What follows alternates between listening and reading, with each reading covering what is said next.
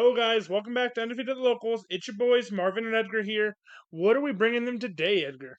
Today we are going to talk about our adventure to Brentwood. Absolutely. We went there. We showed up.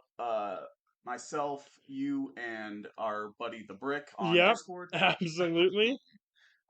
We played it out. You made top four with your special deck. I did. Yeah, well, this will be like a twofer for you guys here. We're going to go over the tournament recap real quick, and then we'll show you the deck profile that a few of you guys have been asking about. But yeah, traveled to Brentwood with a few of the teammates, and how was the event for you? The event was great, man. The atmosphere was cool. The Absolutely players agreed. were dope. I had a lot of fun playing there. Pricing was sick. It was worth the 3 hour drive. Yeah, for Through sure. the Like, got snow. an entire case for winning it. Super, super sick.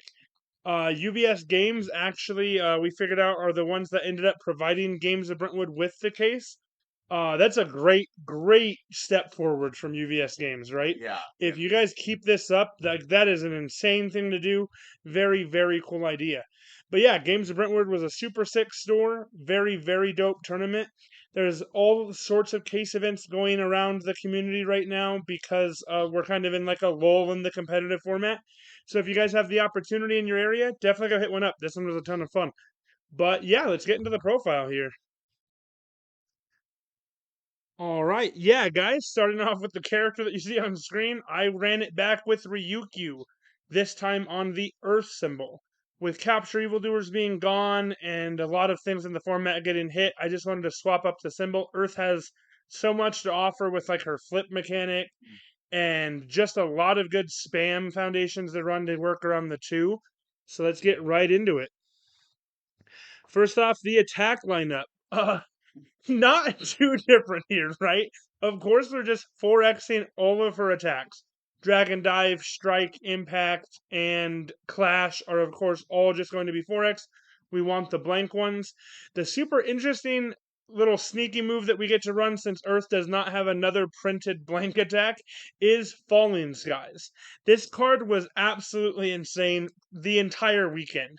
It's the best poke in the game currently, honestly, in my opinion. So easy to just throw it out, make it a throw, build and pass, right? We do like 3 to 5 damage depending on if they interact with the move or not. yeah, And also gives us a way to just like kill our rival after a swing that we missed, right? I left Ed Shot in my round 5. I left him at 3 in game 1 and just found Falling Skies on the next turn. So like it was a super simple, just easy scrape it up there. Um, yeah, but nothing too interesting with the attack lineup here. Just run the blank ones. It's pretty cut and dry here. Next up, my spice. We have one asset. It's mimicry. This thing is doing one thing and one thing only in the deck, and it is copying her foundation, Vast Strength. We'll get into that a little bit more in depth here in a minute. But yeah, Vast Strength is only locked to a copy of an ability. By the rules, a copy of an ability is an ability on the same exact card, of which Mimicry is not a copy of Vast yeah, Strength. So pick up your Ultra Rare twice. It's also insane to just use it defensively, right? Right yeah. before you end your turn, form with Mimicry, it'll become Vast Strength, and now your opponent just kind of looks at you funny. Next up, we have 3 actions in seizing the advantage. This card was like probably the coolest thing my deck was doing the entire weekend, was going any amount of seizing the advantage into the 5-diff Dragon Strike. In my top 4 match, which I lost by the way, but it was still funny. In game 1, I flipped all 4 foundations that he had built. My first attack turn, I flipped every single thing that he'd built, and that was kind of the way of the whole weekend for me. I didn't have to read my opponent's board because they were all face down after I was done with my turn. Next up, getting into the foundations. Man, this website's so cool. Um, of course, kicking it off, we have number 10 Pro Hero, her absolutely broken blank 0 diff. We just 4X this guy. Again, the Yu-Gi-Oh card in Vast Strength. Right now, like this card's just one of the best defensive pieces in the game, Yeah, right? period. Everyone's running this. Yeah, you should just be running this even if you can't unlock it secret text. Thankfully, I can and did all weekend of just picking up Dragon Strike or the Ultra Rare. Still running 4X copies of Talented Baker. both on the all and the earth symbol. This is just the easiest stats in the deck. We are always drawing cards. Our ability says that we do. Very, very easy to give all of our things plus X speed. Quick response was mostly intended for its deadlock capability, right? I didn't want like things like Shigaraki and whatnot to be able to build willingly into 15 foundations. I wanted to like punish them a little bit for it. But its first ability is still like pretty broken. Plus 2 speed to a high attack came up a lot, especially when you think our main high attack in the UR now becomes a 4 high for 5, and Dragon Dive becomes an 8 high for 8. Yeah. Super, super sick. Dragon Power, again, same type of deal. It's her card. We're 3xing it. It just gives our things all 1 speed. Incredible Display was probably the overall MVP of the deck. The entire weekend, this card put in more work than I could have possibly imagined. Edgar here actually is the one that convinced me to even run the card in the first place. Initially, this card started as a 1x in my deck and has, by this weekend, worked up to a 3x. And honestly, I would highly recommend it. This canceled so many things. My edge shot opponent tried to nullify my ultra rare, and I canceled it. You can cancel Echo with this. We can cancel Breaker. There is so many different things that Incredible Display does. It also lets us infinitely block with the zero diff, which is entirely unfair. So yeah, MVP of the deck for sure. Next up, new training method. This card is the entire reason that I went to the Earth symbol, right? I just wanted to be able to always outbuild my opponent, even when I'm running the 2-check in the deck. New training method is like really one of the only things that allows you to get there. There was so many turns. Edgar even watched some of my games where I just built my entire hand of 6, 7 cards going second, and that was all off the back of new training method. Then we get into some of our spams here. We've got 3 copies of It Can't Be Fixed. This isn't even really for the stun hate.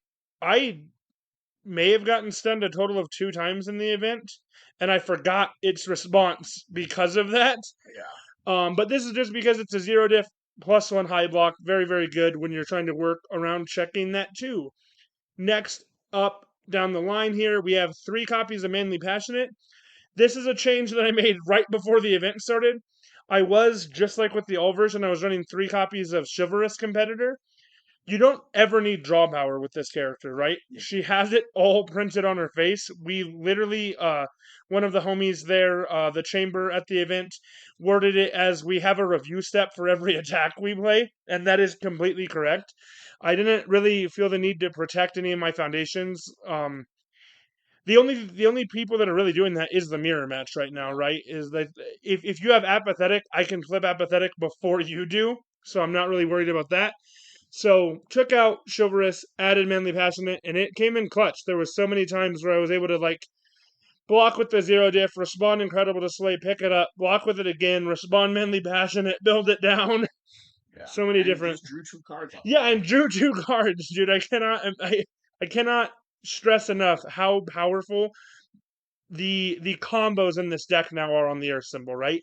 Things like Incredible Display, Manly Passionate Guy, all of these things are just working up to your rival, not even wanting to poke you, right?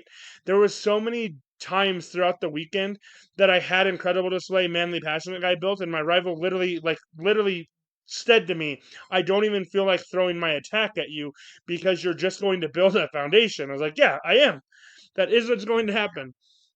Next up, continuing the spams, 3 copies of Tight Lipped. Again, this is not really for its actual enhance, it's just the fact that it's a 0 diff. Its enhance comes up frequently enough. Not so frequently in this deck, though, because we're giving all of our moves 4 damage, right? The best thing that this was doing all weekend was just giving Falling Skies more damage.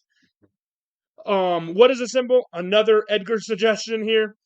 This card put in so much work. It's just like if my rival's trying to poke me with things like Electric Jolt, and I only have attacks in my hand or whatnot, was something I don't really want to give up just yet. It's so easy to just remove 2 foundations, minus 2 damage. Yeah, I'll take 3, like no big deal. It also has Pro Hero Breaker 1, which I figured out for the first time this weekend, and that came in clutch. Last up in our foundations, we have 2 copies of Snack Time. Snack time is almost unusable in this deck, right? Because we're giving it stun, which is giving it an ability. The only time you're allowed to use this is on the ultra rare itself, and on every move that you're not going to pick up with the ultra Yeah. rare. You just have to do a order of operations, right? You have to make sure we're giving it damage before we give it the stun keyword. This was really in here for again the more deadlock, right? Yeah. I wanted huge deadlock threats to stop these decks from being able to go wide against me, and it definitely worked. That's the main deck, guys. Getting into the sideboard here. Ryukyu gets to do something really cool and run a whole lot of momentum cost things that generally did not see much use in the format, right? So this guy here, it's the 3 diff action. Respond, discard 2 momentum, discard your rival's attack, right? That's a super high cost in every character that's not Ryukyu. Yeah, there's very few characters that can run. Well, very few good characters that can run as well. I can think of a few that could just pop off with it, but But they're yeah, not great characters. yeah, exactly. So, I cited this. I generally cited like one copy into like every aggro matchup that I had, right? At least 1x into every single aggro matchup. I cited it into Edshot. I never saw it against him, but it would have been really sick. But yeah, super easy thing that she just gets to kind of break in half. And the rest of the sideboard is just foundations. The new number one, this is not only A for like a cheeky reset, right? Because some of these decks are just still trying to scale their attacks up. Mm-hmm. Primarily, it was because of Hero's upbringing. I did not want my character card getting sealed by the action. I wanted a way to unseal it. There's so many decks running that action via mainboard and sideboard, so I wanted options against what they were siding into. In my last round, I fought. In my top 4 round, I fought Todoroki 4. This card would have been really sick into that match had I not checked both copies of it. Um, but yeah. So I really just did not want my character card getting sealed or like Vast Strength getting sealed. Next up, we have Kirishima's Assistance. This guy was literally just to stop barrier shield stuff and face shield, right? Yeah.